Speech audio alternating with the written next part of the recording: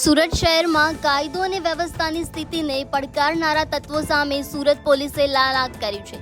ચોક બજાર પોલીસ સ્ટેશનમાં ચિરાગ ગોટી સહિત 7 લોકો સામે ખંડણી, ધાકધમકી અને મારપીટ કરીને વિડીયો બનાવવાના ગંભીર આરોપો હેઠળ ગુનો નોંધવામાં આવ્યો છે। સુરત ડીસીપી રાજદીપસિંહ નકુમે પત્રકાર પરિષદમાં આ અંગે વિગતો આપતા જણાવ્યું હતું કે જિગ્નેશ વ્યાસ નામના વ્યક્તિની ફરિયાદને આધારે આ કાર્યવાહી કરવામાં આવી છે।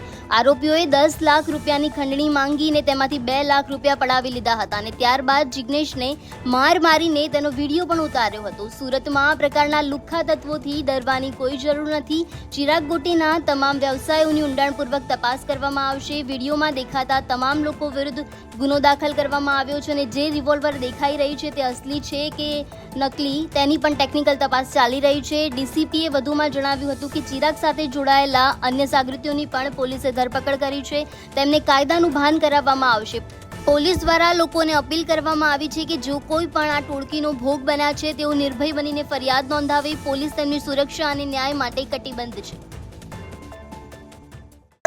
આ ગુનો જે છે એમાં તો ખંડણીને લગત જે તપાસ છે એ કરવામાં આવશે અને ઓઇલને લગત જો કંઈ કંપનીમાં ખોટું કરતા હશે તો એનાથી અલગથી જીગર નહોતી હાલતી 4 વર્ષ 5 વર્ષ વહી ગયા, પણ જીગરમાં એવું છે કે આજ પેપરમાં આવ્યું મેં કોઈ સાહેબને એકવાર રજૂઆત કરું ને એ ફડાવી જ છે। કેમ કે ચિરાગભાઈ છે ને એ હું એને ઓળખું તો લાંબા સમયથી, પણ 2018માં મારી પાસે 3 લાખ રૂપિયા મેં એની પાસે લીધેલા।